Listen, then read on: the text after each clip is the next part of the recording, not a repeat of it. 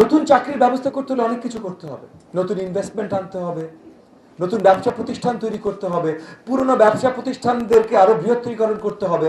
কিন্তু আরেকটা অত্যন্ত গুরুত্বপূর্ণ জিনিস আছে, আমাদের তরুণদের এবং আমাদের দেশের নাগরিকদের স্কিল এবং এবিলিটি এটার সম্প্রসারণ করতে হবে। তো সেই জায়গা থেকে আমি আজকে অত্যন্ত আনন্দিত অতীশ দীপঙ্করে এসে এবং ডক্টর সাজ্জাদ খানের প্রেজেন্টেশন দেখে যে এখানে আপনারা কি করছেন এই স্বপ্ন বাস্তবায়নের দেশকে এগিয়ে নিয়ে যাওয়ার জন্য।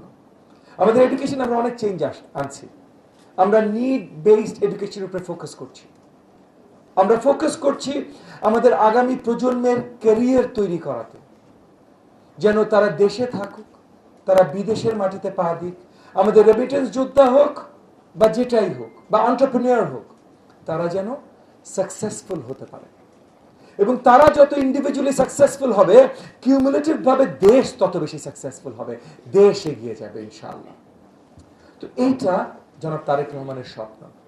এত বছর, 55 বছর হয়ে যাচ্ছে আমাদের স্বাধীনতার, মহান স্বাধীনতা, আমাদের দেশ 55 বছর বয়সে পা দিয়েছে, কিন্তু এত বছর আমাদের দেশের শিক্ষা সেক্টরের কোনো ভিশন ছিল না।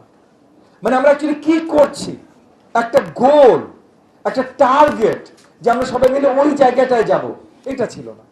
অন্ধের মতো আমরা হেঁটে বেড়াচ্ছিলাম। এবং বিগত 15 বছর যে সরকার ছিল, তাদের সম্বন্ধে বেশি কথা বলবো না, বাট বিগত 15 বছর যে সরকার ছিল, তারা একটার পর একটা নতুন সিস্টেম নিয়ে এসছে, সৃজনশীল সিস্টেম, এই সিস্টেম সেই সিস্টেম।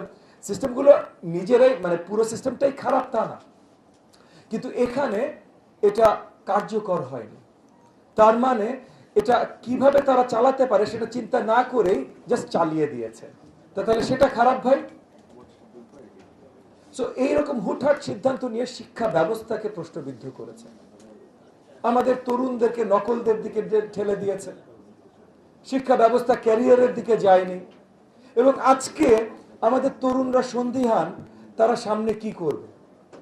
প্রত্যেক বছর এইচএসসি পাস করছে, কলেজ বিশ্ববিদ্যালয়ে যাচ্ছে, কলেজ বিশ্ববিদ্যালয়ে পাস করছে, চাকরি খুঁজে পাচ্ছে না।